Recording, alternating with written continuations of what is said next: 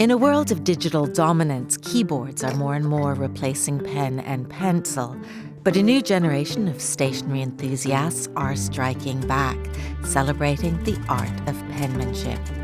Monocle visits 3 stationery shops in London, Prague and Vancouver, where paper is alive and well and doing brisk business.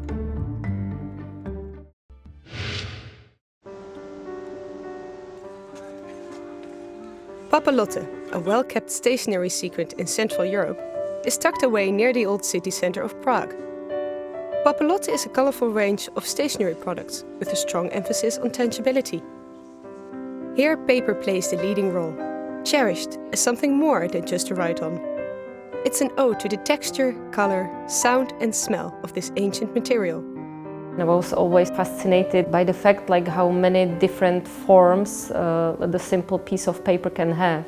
I like the space that opens up when you unfold a simple piece of paper or when you open the notebook. It's like physical nature, and no email can ever replace the feeling when you open your mailbox and you find the letter there. Papa Lotta, the pride of graphic designer Katerina Shagova, started out as a graduation project to give Czech stationery a contemporary makeover. So coveted were her products that in 2010 she opened her own shop.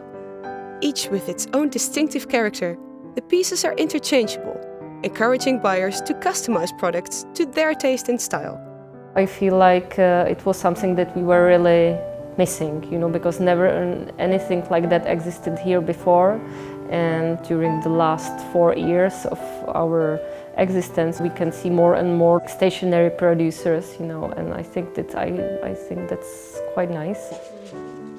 Exploring the chemistry between paper and people is part of Katerina's mission to revive the forgotten beauty of this strong yet delicate material. Her passion is to discover all the different possibilities, to connect the art of paper with human senses and sensibilities.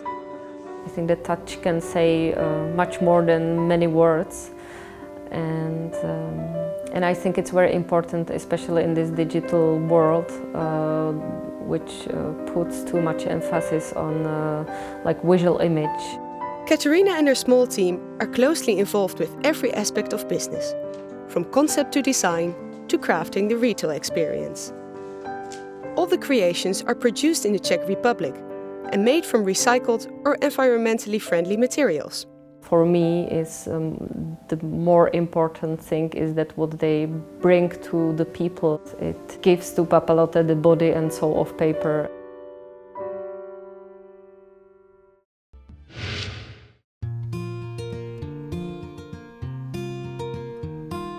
Located on Main Street in Vancouver, the Regional Assembly of Text has made a successful business, celebrating the forgotten yet simple methods of communication. Rebecca and Brandy are talented screen printers who decided to start a business that used their creative skills to design cards and stationery. The shop revels in the traditional while embodying a style that is fresh and unique. It is this love of design and text that curates the store's shelves. I think coming from kind of a printmaking background and seeing things being made in multiples, our business is really nice in the sense that we get to come up with an idea and then design it and have it printed and then kind of assemble it all at once. Their creative ideas are planned, designed and assembled in-house. You will often find the staff at the counter assembling the work before it reaches the shelves ready to be sold. The connection to the process of the craft is key to their success. It's a magical thing to put a piece of paper in a box on the street and for it to arrive in your friend's doorstep, around the world. It's magical. And with this in mind, the 2 entrepreneurs have set up a letter writing club in shop to encourage people to take the time to correspond the old-fashioned way. Using typewriters, customers write to friends and family, taking a conscious break from text messages and emails. The Regional Assembly of Text is a business that understands that consumer needs aren't just driven by new digital technology, and that there is a market for those yearning to communicate in the more traditional methods. Nostalgia has a place, and when it's combined with good contemporary design, it can bring the hallmark of success. I don't know if receiving a letter will ever get old for anybody. I think it'll always be something people are excited about. And in response to this kind of letter-writing enthusiasm, Rebecca and Brandy have now also opened up a shop in Victoria, British Columbia, to share the love.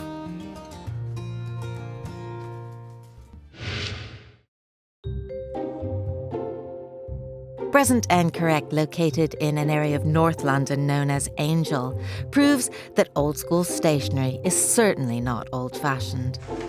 Owner Neil Whittington's nostalgic passion for notebooks and forms is inspired by his schoolboy memories.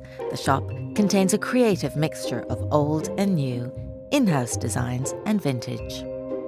I buy old pins and clips and things, and obviously they're useful, they still work, but it's still a pin. You could get a pin that's almost exactly the same, but they come in an amazing box, and it's a lot about the graphics and the nostalgia and that kind of quality that you don't get anymore, and especially the language as well. A lot of the old stuff I've got is foreign, and I like the language, the different use of letters on the older products. Seems a bit more interesting.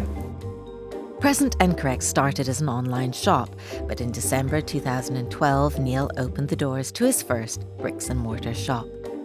He travels the world searching for ephemera and old stationery abandoned with time and replaced by modern equivalents. The activity, the action of finding old stuff is enjoyable. It's nice to not know what you're going to get, and I do make a lot of effort to find quite unique things. It's just stuff that I like. But the overall look of the shop is very graphic because it's all my taste. It's all coming from one place. So even if it's from the 50s or it's from Japan and it was made last week, I feel like they look similar. The shop's name is a nostalgic wink to the past when school children were drilled to be present and correct. It shuns mass production, and most of the vintage products come in small batches, making his shop feel like a little stationery museum. I don't feel that everyone needs to use the products. I don't use everything that I own, and sometimes if it's old, it's nice just to have it as an object. Because once it's gone, and I might not necessarily get any more, and it's nice to keep at least one of something just as a kind of souvenir almost.